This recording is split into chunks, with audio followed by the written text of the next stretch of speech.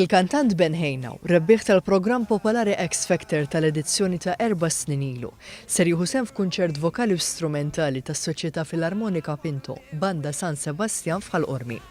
Dan il-kunċert ser jittella l-ħamis u ser jikkonsisti f'siltiet klassiċi fejn ser jindaqqu l-innijiet ta' San Sebastian kif ukoll mużika pop, bis-sehem ta' artisti lokali fosthom it-tfajjel Gianluca Cilja kif ukoll Ludwig Gallia.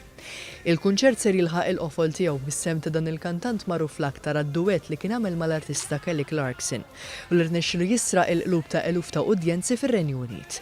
F'kummenti ma' One News, Ben Hejnaw qal li l-aktar ħaġa li laqtitu minn din l-inizjattiva hija li minnha nfisha taqqat il-komunità. It's an incredible place to be, as I say, it's my first time and already it looks like a beautiful country. To kind of understand what's behind the St Sebastian Festival and what you guys are celebrating is a bit new to me, but obviously to be here you can see and feel how much it means to people. It's been explained to me that it's a lot about community and bringing people together. Is-Segretarju tas-Soċjetà Mużikali Rodrigue Vella assigura li kull min ser jattendi għal dan il-kunċert ser jieħu pjaċir bil-mużika li ser tindaq. Ħajidħol f'atmosfera festiva. Umbagħad, ovvjament il-kunċert huwa mod fejn tista' tiddiverti tieħu pjaċir mal-familja kollha mingħajr ħlas kif diġà għedna.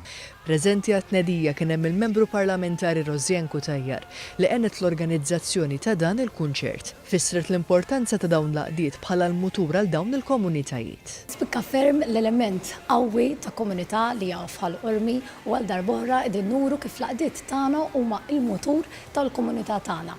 Irrispettivament mill-infrastruttura u l-affarijiet kollha li jkun hemm fil-lokalità huma l-għaqdiet lokali li jagħtu l-ħajja lil kull belt.